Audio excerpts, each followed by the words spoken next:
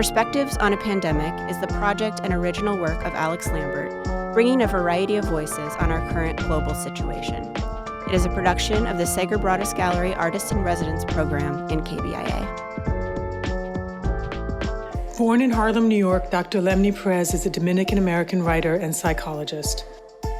Dr. Perez's research focuses on the intersectionality of gender studies, colorism, ethnic identity development, and mental health outcomes among Dominican women in Washington Heights, New York. She lives and works in New York, where she operates a wellness and life coaching practice and volunteers at COVID Care Network, New York City. Please welcome Dr. Lemny Perez. I can't thank you enough for being here. I think this is, there's been an enormous amount of trauma leading up to this week, and then this week it just got that much more intensified. So I think it's a good time to be talking to you. So I guess I wanted to start out by just asking you to talk a little bit about the work that you do and some of the different organizations that you work with. Thanks for having me, Alex. It's certainly a new world for sure. It's been so busy, and you're so right about, we were having a rough couple of months, and then everything, just got thrown into high speed here, as if it wasn't already. So this has been a time that is calling upon us to really reflect on, our state. And like you mentioned, in terms of the work that I've been doing, that's been my saving grace. I think some of us kind of get busy doing things to make sense of what's happening. And I'm certainly no exception to that. Some of the work that I've been doing has led me to do things that I never thought I would be doing at all. So for instance, I am a trained clinical psychologist, and I was in the process of... I can hear it. It's all, it's, part of the story. It's part of the story. It's been pretty busy. I'm in Washington Heights, and the hospital, the Columbia Presbyterian Hospital is right by me. And so, they've been seeing a lot of cases, and it's just been, around the clock for the most part. Although, lately it has, de-escalated a little bit in prevalence, but, it's been pretty busy. I was planning on getting licensed in New York. I was in California for about 15 years, working there. And when I came over to New York, my exam was canceled because of COVID. And so I was like, well, I can't just kind of like sit around and just wait, because it was kind of uncertain what was going to happen next. And so I decided to start a practice in coaching. I was just about done with the certification in coaching, and I decided to establish Pure Lotus Wellness. And in that private practice in coaching, I've been seeing people and talking with them about their anxiety and their depression, difficulties with like relationships and stress, chronic pain, just kind of like different areas and different things that have been exacerbated. Speaking to lots of moms, who are, struggling with multiple roles. Also, there was kind of like this slew and this call for people to volunteer. And so, the altruistic person in me, I was like, all right, let's go get them, and, I had looked at a whole bunch of different opportunities that were available through the state. Governor Cuomo had put out a call, and unfortunately I was not selected because of the licensing issue. But there was this one grassroots organization called NYC COVID Care Network, where they were kind of like soliciting different healers and caregivers, anywhere from psychiatrists to licensed clinical social workers to coaches, etc. And I said, okay, here's my jam. Like, here's an opportunity, right? And super grassroots, like I was mentioning, where, they really facilitate services and serve care workers, anybody working on the front line, anyone who's an essential worker, their family members, and the uninsured. And so, which is amazing. It's absolutely wonderful, because there's so many people in New York right now who are, handling these jobs, delivering these foods, the nurses, coming out of the hospital, at 7 o'clock, 8 o'clock shift change, and just providing those services for them. But it's been a challenge there because the issues that we've been seeing is that people are not necessarily as apt. There's a frustration and a desire for help and support, but there's been limitations, I feel, in terms of the stigma that's associated with mental health care, particularly for frontline workers, especially those working in hospital settings, and the implications of demonstrating any type of need for help, Which is so, the stigma is so painful to hear about, because how could you not have a human response to all of this? There shouldn't be a stigma. How can we normalize this for people? And how can we increase accessibility to services so that people can tap into resources that are going to help them to improve their conditions?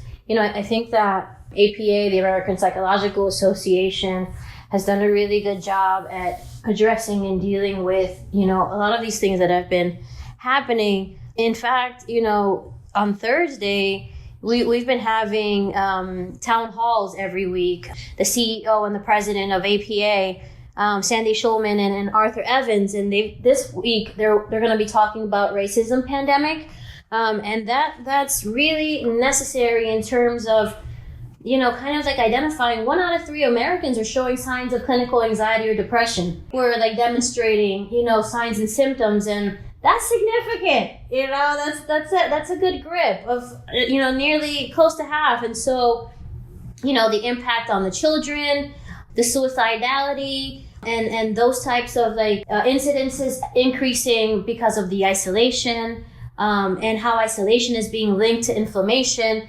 and related to COVID care. It's just COVID-19 rather. So it's just been really, everything's been intertwined and impacting all of it. And I'm especially interested in, because before the protests, already the COVID-19 is affecting Black and Brown communities at a higher rate. And now we have this added both stress and kind of horror, and also there's concerns about health risks with the it just makes it that much more complicated and putting that much more pressure and stresses on communities. Yeah. Can you talk about that a little bit, the specificity of that? And that's a wonderful question. There's been this long-standing social, economic, and political inequality that has occurred, obviously before our lifetimes, it has been kind of like the structural fabric of how our nation was built and created and designed.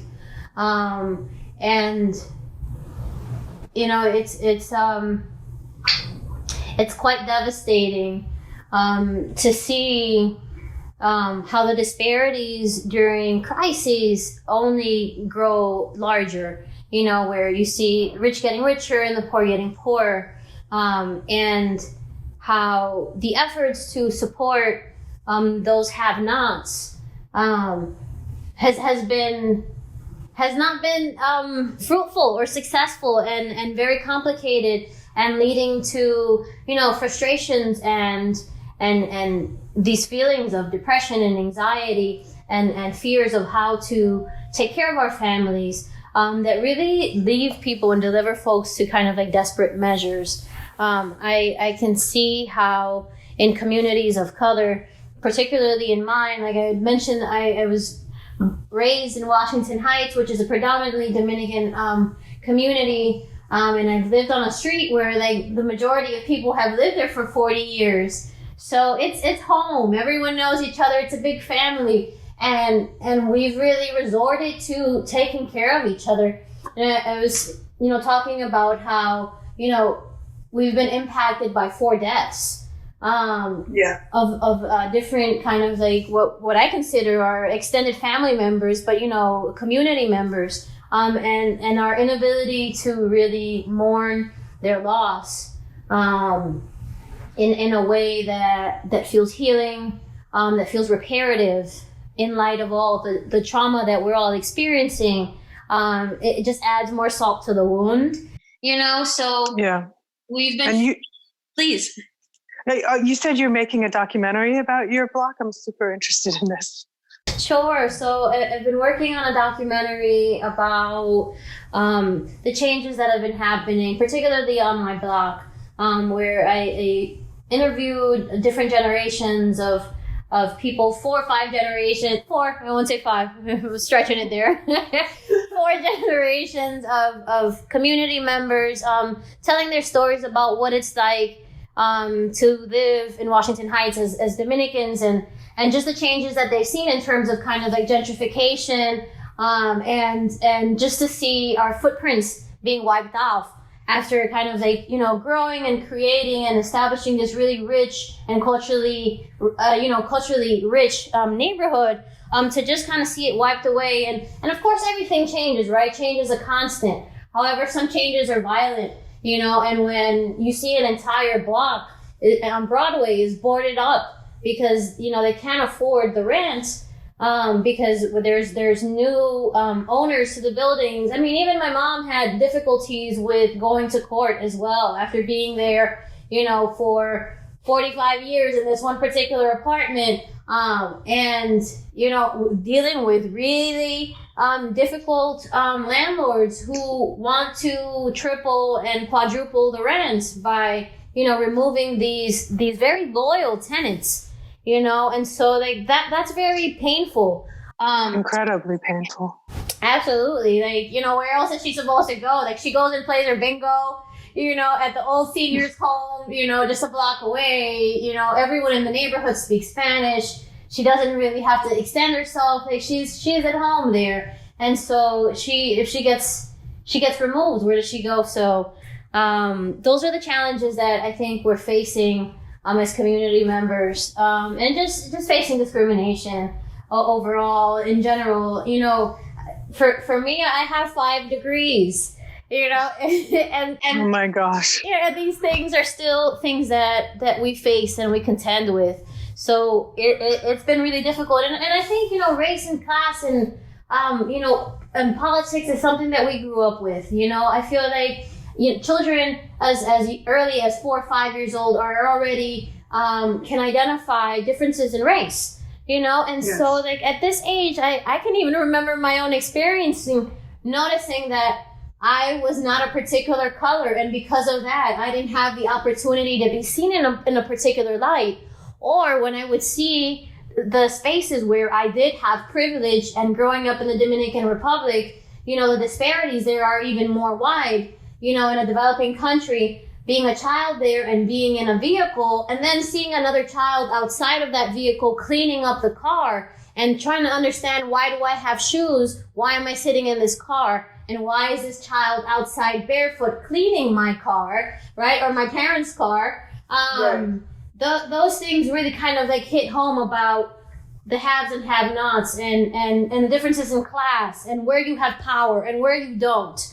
And so like I think that for the most part in this work, we're constantly looking at challenging folks in terms of like multicultural psychology to see the areas where they do have power. I think it's very easy for us to look at our suffering and spaces where we don't have power and privilege, and to kind of like speak to that. But where are the spaces where you do have power, where you do have privilege, where you do have the opportunity to advocate for someone who doesn't? I think of like adults and children. Adults can advocate for children, where children don't have the same voice, where men can speak for women, where, white folks can speak for people of color. So like you think of these different disparities where people with wealth, can speak for those who are, impoverished. So there's so many areas for us where hopefully there's a pocket somewhere where you have power that you can advocate for another. And that's really the work that we're doing here. If I may, just really quickly, we're working on healing cycles of harm for Afro-Latinx. And this is Pure Lotus Wellness and Root, which is reclaiming our transcendence at wetakeroot.com. And we're starting these healing cycles of harm workshops Mondays starting July 6th through the 24th, 6 to 9 p.m. Eastern time. And so we're doing this work to address the pain, the pain and the suffering, that people experience due to colorism, that people experience because of, the pains of being born in a particular condition, and how arbitrary that is, and unpacking that and providing space for that. And this is important work. Yesterday I took a mental health day. I got to be honest.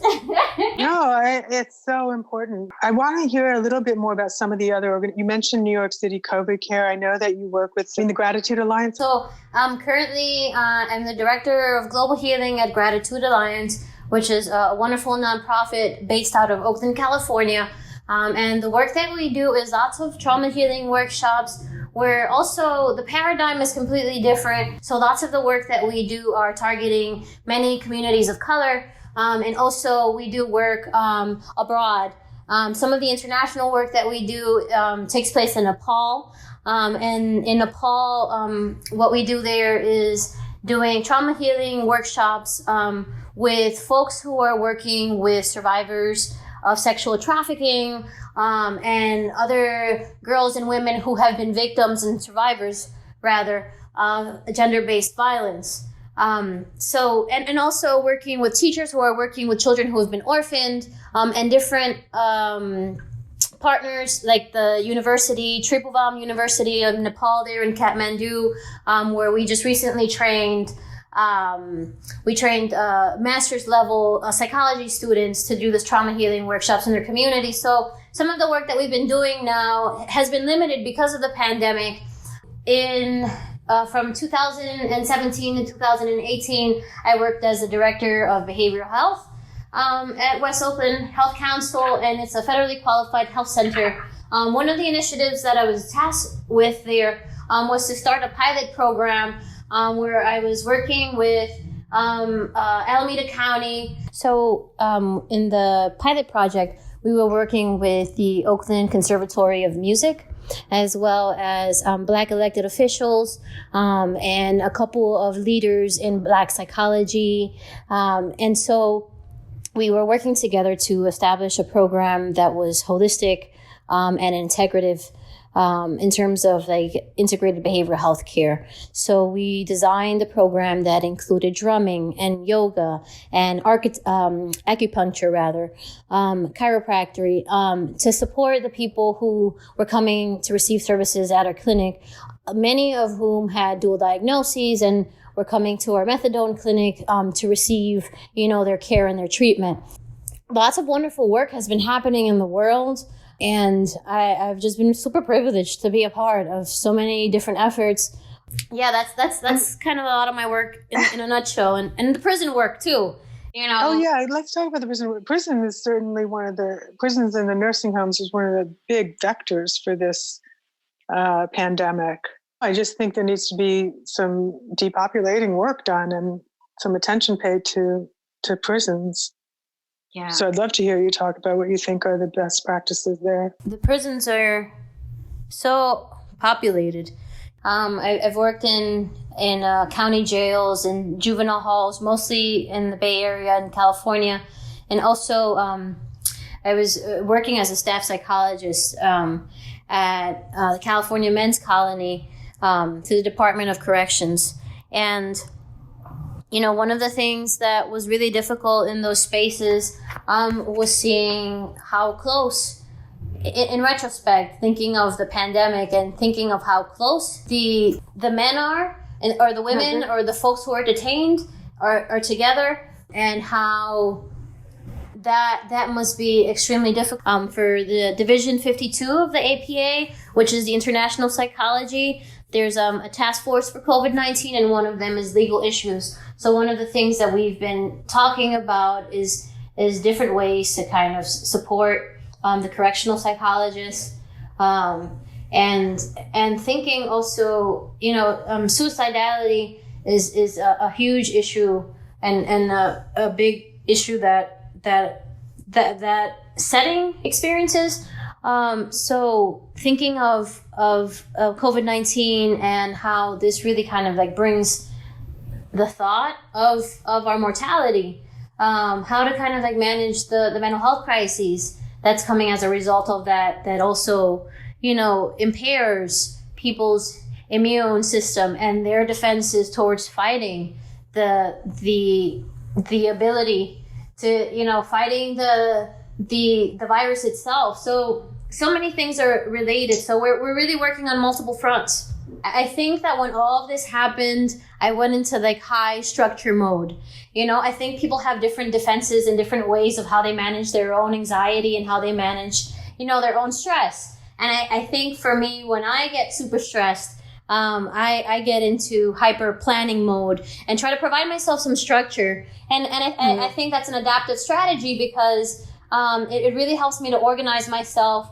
I don't have to do too much thinking. I go and I look at my planner. I sit down the night before and I look at all the things that I need to do, managing the anxiety and the depression and the frustration and all of the emotional whirlwinds that are coming at us, from the pandemic to the riots to the inequality to all the BS that's happening, and that's been happening historically, right? As a world, is to really be present in this moment. So right now I'm talking to Alix. The thing is, I think we really have to be able to strike some type of balance within ourselves, and I think that it starts with us. It starts with the individual. It really does, begin with us increasing the spaces where we can have more compassion for one another and try to really reconfigure our impulsivity and our reactions and our thoughts and seeing more than what's in front of us. That's really our homework as human beings, is to kind of try to open up the scope and step outside and support someone else in their suffering while still holding your own. Like, those are big shoes. And I think that's what everyone is being called for. One of the things that the COVID Care Network that really worked well for us is that we all understood that everyone's in this right now together. Everyone's suffering. Everyone's having a hard time. So just be nice, just have some compassion. Just like have a little bit of patience with each other. Like, it's not just you this time, it's all of us. And how that can be super uniting, and just gradually start giving a little bit of time to someone else. And then you'll see how happy you become because you're being of help and support to another, how that then kind of like helps you and that helps them. And then it becomes kind of like this circle of like this growing flame of like love for my Dominican community, for my communities of color, for all the Black men that are fucking dying for years and years on end. I mean, it's really difficult to kind of grow up in a place in Washington Heights where they come always policed, and so like my memories are of seeing guys being thrown against, being handcuffed and being thrown against, the car and hitting their neck against the top of the roof of the car while they're being thrown into the seat, in the back seat, right? And so like, or being harassed to like go home when all we're doing is just playing outside, because we were being accused of loitering, and we come from a country in the Dominican Republic where it's so warm, everyone's outside all the time. I had a really difficult time kind of like growing up, and also growing up with a parent who was incarcerated. I grew up going to kind of like jails and prisons to visit my dad. And I always had an association, because my father was there, that it was a safe place for me. And I think that those experiences as a child is what really supported me to be able to go in fearlessly. I'm not going to say I was 100% fearless, but in order to work as a woman who's 4'9" in a prison full of men, you have to have a little bit of balls, So like in prison, it was the first place where I actually had this renewed love and respect for correctional officers and for people who work in law enforcement. Oh my goodness, especially it was the first time that I had ever seen anybody do law enforcement well. And I was like, I have a refound hope that this can be done well, and it can, and it's far in between, but it's possible, and it's going to be a huge shift that's going to be required, and it's going to take a couple more generations, I feel. I don't think it's going to happen overnight, because this is how things move. But I definitely feel that there's promise and there's hope, and this too shall pass, and there's got to be a different cycle. There's got to be change. Be in community. In terms of one of the things that I'm doing right now is the Dominican Writers Association has lots of kind of opportunities on people on Saturdays. I'll do writing through the chaos. There's so many opportunities. There's so many ways that we can still be in connection. If you can, please do connect. There's free services out there. You don't have to stay alone. You're not alone. We're here together. And so always remember that. Yeah, I think that's important for people to remember as they're stuck in their homes. We all feel pain at different times for different reasons, and that's normal, and that it's okay to live through that and to experience it, and it's also okay to let it go. So thank you so much for this. I could listen to you talk all day long. Thank you so much for talking to me. All right. Thank you. Yay, Alex, we did it! Good job! Bye. Thanks. Bye. Bye.